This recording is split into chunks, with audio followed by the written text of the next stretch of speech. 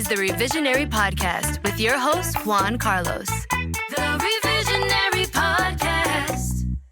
Welcome to the Revisionary Podcast. As always, I'm your host, Juan Carlos. So if you've never listened to this podcast before, the way it works is I bring on a guest and they tell us a quick story about their lives, a nonfiction story. And then after they told us the story, I give them an opportunity to retell the same story. And they get to change any facts about the story that they'd like. Today, my guest is actually Olympia Atkinson, who has kind of done it all. She's an artist, a writer, a dancer, and a comedian. And to top it all off, she's actually a veteran of the U.S. military.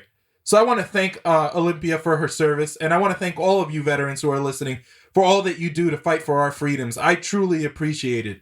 If it wasn't for the sacrifices that you guys were willing to make, then I wouldn't be able to sit here and create a podcast. So thank you for giving me an opportunity, and thank you for defending our country, and thank you for all that you do day in and day out. Also, thank you to all the military families out there, because your sacrifices aren't lost on me either. I know it's not easy being there as a support system and having to move around so that, you know, your spouse or your partner or whoever it is that's defending our country can go ahead and do what they do with a clear mind. So thank you for all that you do to all the military families, and thank you to all you service members, and thank you to all you veterans out there. I really appreciate every single last one of you. So with that being said, let's go ahead and see if we can get Olympia on the line. Hi, Olympia. How are you? I'm great. How are you? I'm doing very well. Thank you so much for coming on the Revisionary Podcast today. Thanks for having me. So what have you been up to? Well, I'm working on a documentary about my life story, and it's about a year out. So it's in progress, but it's coming. Oh, wow. So wait, you have like multiple camera angles, and how'd you get involved? How'd that idea come about? Well, I was talking to my mother about everything that I've done in my life so far. And I just turned 40. Congratulations. Thank you.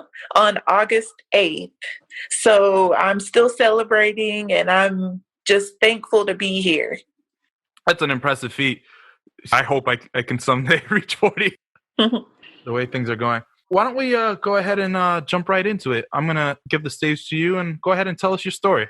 Okay. In high school, I was the popular girl. I played basketball. I ran track. I was prom queen. I made homecoming court.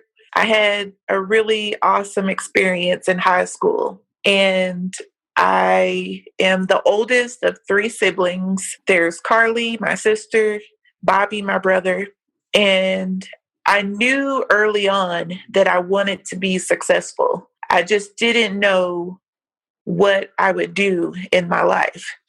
And so after high school, I enlisted in the military, and I was thinking about what job I wanted to do. And I took the ASVAB test, and I did well on it. And they put me in a supply specialist MOS.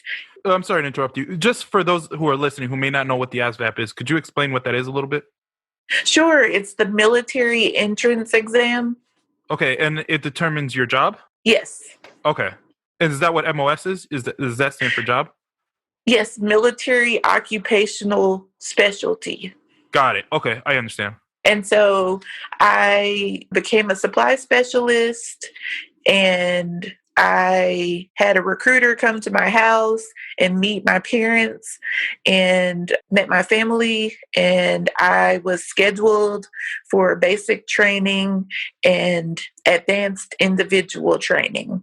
Right after I graduated that May in 1998, I caught a plane and I went to Fort Jackson, South Carolina. Where did you grow up? I grew up in Helena, Arkansas. So was that a big difference for you? Leaving to go to Fort Jackson? Yes. Yes. It was my first time flying on a plane. Wow. When we first arrived at basic training, I remember the drill sergeants yelling at us to the top of their lungs, get off the bus, hurry up, move it. It was scary. Is it kind of like the movies? It's exactly like the movies. There's a guy with the funny hat, like, just, okay, I see. Standing over you, yelling, yes. And here you are, this young person who has just finished high school. You don't know what to expect. It was a really awesome experience. I remember waking up every morning. I had to make my bunk, and I had to make it according to military standards. I would get dressed, and I had to go straight to physical training every morning. Was that whole quarter thing, is that a real thing that actually happens? They come and bounce the quarter off your bed?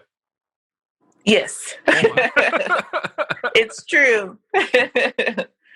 I would do exercise. That's what physical training is. I would do exercise with my my group and my drill sergeant, and then it was off to training all day. And training consisted of learning about how to use your weapon, learning how to put on a gas mask, learning about the different abbreviations for the military, because there's a different code for the military. Right. Have you heard of HUA? No, what's that? Well, it's like something that comrades share amongst each other, and it means let's go. We're in this together. So was basic training the first time you had ever shot a gun? Yes. What was that like? Were you afraid the first time? I wasn't afraid. My dad, when I was growing up, bought my brother a BB gun when we were young. And I remember going out and watching them shoot the BB gun. And they let me and my sister shoot the BB gun too. Okay. So I was okay. Knew what you were doing. So I was okay with it. How many targets did you hit during your exam in basic? I hit 38 out of 40. See, I know you're proud of that because you remember all years later. I do, and there's more to this story. Oh. I actually went to the gun range in basic training, and my drill sergeant had told the squad that whoever shot the most targets that day would earn his marksman badge. Uh-huh. And I wanted that badge. So I went out and I was so confident, and I shot, and I earned the drill sergeant's badge that day. Wow, that's impressive. Then I met some really awesome people, and I'm sure you hear this a lot about military individuals, that they make the best friends and they're lifelong friends. I also went from basic training, which lasted 10 weeks. I went to Fort Lee, Virginia, and that's where I did the military occupational specialty training. It was about 8 weeks. So let me ask you this question. You said your MOS was in supplies, correct? Yes. Are you allowed to tell us exactly what that entails? I can tell you what we do. Go ahead, please. Okay. So we issue supplies such as uniforms for the soldiers, weapons for the soldiers, gas masks for the soldiers. Anything they need supply-wise, we order it and we issue it to the soldiers and to the unit. And we also keep all of the equipment inventoried and managed at the supply room. Mm-hmm. Okay. So it's a really cool job. I would recommend it if someone was interested in joining the military. So at Fort Lee, I went to classes all day, and I learned about what my job consisted of, and I did more physical training. I was in the best shape of my life in Fort Lee. I remember running 6 miles in the morning. Wow. I remember my drill sergeant at Fort Lee told me that I would be a sergeant major one day. And she had so much faith in me. is that like the highest role you can reach as an enlisted? It's the highest rank on the enlisted side. Got it. Because there are two sides. There's the officer side, and then there's the enlisted side. So is that a E10? I'm guessing. I don't know. I believe it's E9. Okay. I'll take your word for it. I really wouldn't know. Okay. So that's high praise. After Fort Lee, after advanced individual training, I came back to Little Rock, and I was in a unit, an aviation unit with the Army National Guard for 11 years. Wow. Yeah. And it was great. I worked with some really interesting people. I was able to obtain the rank of supply sergeant E5. Uh-huh. I even went to training for E6 to be promoted to E6, but I got out of the military in 2009. Right. I mean, seems like solid timing. I mean, at that point you had a good career. I did. I did, but I got married after I came back. I went to Fort Hood, Texas, in 2000, and I was a supply specialist for a signal company, and that's where I met my husband, Steve, and I had my first child, Jordan. Was your husband also in the military? He was. Okay. Wow. And unfortunately, Steve and I got divorced, and I was in Fort Hood. I went to Korea for a year on active duty. What was that like, living in Korea? It was so much fun. It was learning a new culture. Right. We worked with Korean soldiers. What was something interesting that you learned? Because you mentioned culture. Like, what was like a big cultural shock for you when you got there? The food. Oh. Explain. What do you mean? Well, there was this one food that we tried whenever we would leave post.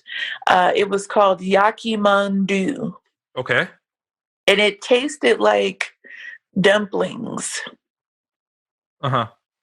But it was fabulous. And what was so cool is there was a McDonald's in Korea. Right.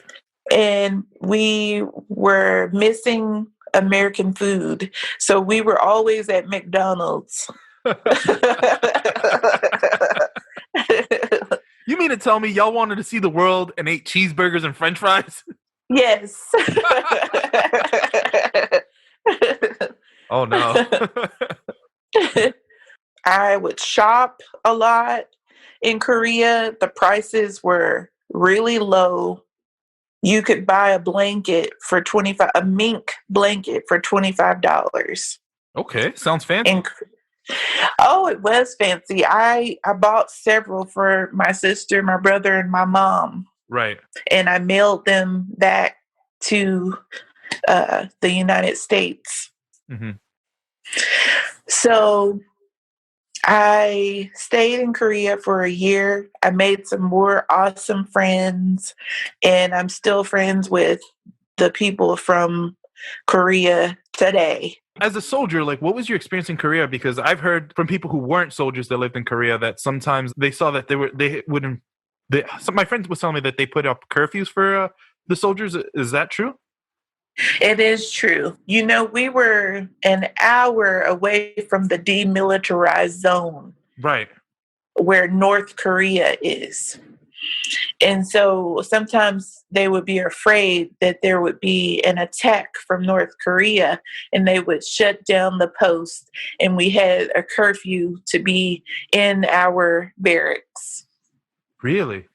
Did that make you nervous? It did. I was listening carefully to whatever the briefing was that day. Wow. And sorry, go ahead. Oh, I wasn't saying anything. No, and I was going to ask you. So you mentioned the food. You mentioned the curfews, and I'm sorry to fixate that. I just think it's fascinating that you had an opportunity to live in Korea. Did you get a chance to explore? Like, was there an art scene? What was that? Because I've heard that Korea is Seoul in particular. I don't know how close you were. Is a mega city on par, maybe even bigger than New York City. I went to Seoul a lot, and it was a big city, but we only went so far. It wasn't blocked off to Americans or anything like that, but we just had certain places that we went in Seoul. And I remember there was this big hotel on Seoul's Post. And everyone liked to go there because they had dining and shopping. And I think it was called the Dragon. Okay. So after I left Korea, I came back to Little Rock, and like I said, I was divorced and I had custody of my son, Jordan, and I was a single mom, and I worked for a telemarketing company for a couple of years, and I decided that I was going to go back to college. Okay. And so I enrolled at the University of Central Arkansas. That's located in Conway, Arkansas. Is that the one that yells "Pig Suey" at all their football games? No, that's the University of Arkansas. Got it. I'm sorry. That's all I know about Arkansas. Is Pig Suey. Yes. Got it. Everyone knows about the Arkansas Razorbacks. Yes. Okay.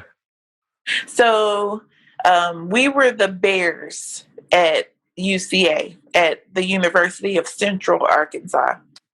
So I was at the college. I was really engaged in learning about various subjects.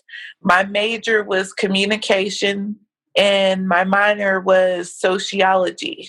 And so I graduated college, got my bachelor's in speech communication in 2008. And I had gotten remarried. Okay. And I had another child. So I had 2 kids. I was married to Jeremy. This and 4 years out of the military, right? In 2008, yeah, I was still in the military and about to get out. Okay. I understand. And I had my daughter Taylor.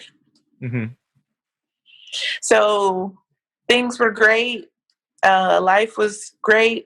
I had to decide what I was going to do with my degree. Mm-hmm. And so I thought, okay, I'll be a teacher because both of my parents are teachers. You know, it's funny. It's funny you say that because I can see you being a teacher. Like, I get teacher vibes from you. Really? Yeah. Just real friendly, really willing to help. I get those vibes from you. Yeah, a lot of people say that. And so I started working for a pre-kindergarten program called DREAM in 2009, right after I got out of the military. I was enjoying myself, but I was learning a lot about the craft of teaching. Right. I said, okay, I'm around 3 and 4 year olds. I'm learning about the way they like to play, the way they interact with one another. Maybe I'll write a children's book. Makes sense. And so I wrote Kindle's plans and published it in 2010. I did a book signing and I went to schools in Little Rock and talked about the characters in the book and the process of publishing a book. And I sold copies on a website and I sold copies at a bookstore, through bookstores. So it was great. So what was the process of doing book signings? Like, were you getting mobbed by parents asking for autographs? I actually set up a kiddie table. Okay. And I signed the book where the kids sat down and I signed the book with them. I didn't really connect with the parents. That makes sense. Okay. I went from pre-K to middle school, and I taught middle school science 1 year. Right. And I really preferred pre-K. Why? Is it because they're not as sassy? Well, they were less hormonal. I understand. Middle school kids have attitude. They have emotions that are out of control. It was a challenge. I mean, I'd imagine. I remember being 13 and thinking life was so hard, so I get it. And so I decided to go to graduate school, and I ended up going to Henderson State University in Arkadelphia, Arkansas. Arkadelphia? Yes. Okay. It sounds like they were like, we need a name for a city. Philadelphia's already taken. Arkadelphia will do. Well, I really had a great time in grad school, learning more about the strategies and the principles of teaching. I was striving for a master's degree in education, and that's when I got divorced the second time. Okay. So it interrupted my graduate school experience. Now, was it the stress of originally the military and then grad school in your career that added to, that led to those divorces? Well, my first divorce, it really revolved around being separated from one another because I was in Korea alone. I couldn't take my husband and my son. I get it. Yeah, so the military did put the stress. Okay, got it. That's what I was wondering. And then the second marriage, it was just, we weren't compatible. We made a mistake. Look, it happens. I get it. Yeah. And so I wanted to start my own business. And so in 2014, I opened Atkinson's Dance Academy. Oh, wow. Congrats. Thank you. And I went to after school programs to teach dance. I taught hip hop and jazz. Mm-hmm. And I had about 340 kids that I would see every week in various after school programs. Mm-hmm. So I had a lot of work on my shoulders. And it was about the same time that I started the business, I was interested in comedy. And that's when I started doing open mics in Little Rock and in North Little Rock, Arkansas. So when you decided to go on stage, what were you, I guess, what is your main focus? Like, what was your driver on stage? I liked talking about political topics and music. Okay. So that's where your voice is. Let me, if you don't mind, I'd like to backtrack a little bit on your story. Is Okay. Sure. When you were in the military, you mentioned a few places you went domestically. You mentioned going to Korea. Is there any other places that you got to go internationally? No, Korea was the only deployment. Oh, okay. Got it. So I was interviewed. I was interviewed for a magazine called Idol Class. I had students who were graduating and going to college who were dancers at the studio. It was going well. And then the funding ended for several of the schools, and I had to close down. Wow, I'm so sorry. Yeah, it was great while it lasted. I'm going to stop you again here for a second. What exactly is it that you would have changed in your story? I was offered the opportunity to go to Bosnia in Southeast Europe right before I went to college. Well, it was after AIT. So what would you have done in Bosnia? I would have been a air traffic controller. Oh, wow. So, like, you would have literally been landing planes. Yes. Oh, wow. That's cool. And I think it would have given me a better financial start because I could have just saved money in Bosnia as a single person. So I would have changed that aspect of my life. And I don't know how it all would have, what would have occurred after that.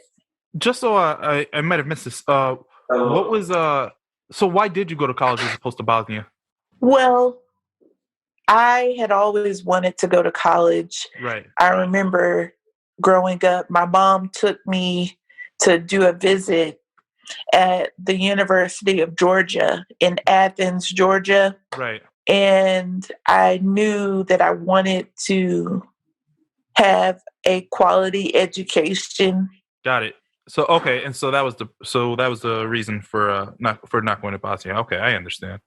And you mentioned how you would have saved money or had a better financial start if you had gone to Bosnia. But how would that have affected you today? As I was saying, I don't know what would have occurred. I may not have gotten married.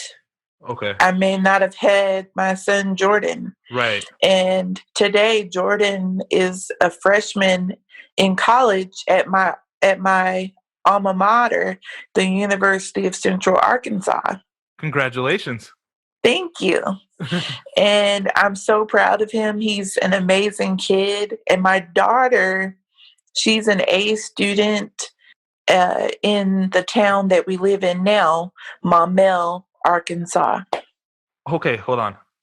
I dated someone from Arkansas, so if I remember correctly, Maumelle is right outside of Little Rock, and it's a really nice suburb. It is. See, I knew there was some time that listening to her stories would come in handy. Well, on that note, I want to say I wanted to thank you for your time and coming on. Is there anything else you'd like to say to our listeners before I let you go? I'm on Instagram. I am Olympia. Follow me. I'm on Twitter. I am Olympia. And on Facebook, Olympia J. Atkinson. Okay, and I like to end every podcast by asking a simple question. What is a memory from your childhood that brings a smile to your face, or like, it's just a fond memory that you have that always makes you feel good when you think about it? Just a quick story. Well, my mom took my sister, my brother, and I to Six Flags in Atlanta, Georgia. And she wanted us to make a dance video. And I choreographed a dance routine for my sister and my brother. My sister did not do any of the dances that I suggested. Mm-hmm. She did her own thing in the video. My brother, he froze up and rocked side to side. Uh-huh. And I messed up the video because I was trying to talk them through the dance routine, and I was fussing the whole time. And I just think it was the most adorable childhood memory. Yeah. No, that's a great, great story. Well, on that note, I want to thank you again for coming on the Revisionary podcast. You have been wonderful. Thank you. All right. Later. Bye. The Revisionary Podcast. I think it's incredible how one person can accomplish so much in their lifetime. And quite honestly, she really has done it all. And no matter how hard things got, she was somehow always able to figure it out. So I absolutely have a lot of respect for Olympia and everything she's overcome. With that being said, as you know, on this podcast, we have a tradition of trying to find organizations or charities to support. So for this episode, Olympia is actually very, very passionate about the Wounded Warriors Project, which I feel like almost needs no explanation. It helps our veterans and supplies services for them. So if you could go ahead and support them, as always, I'm going to put the link in the description. Thank you again for listening to the Revisionary Podcast. This is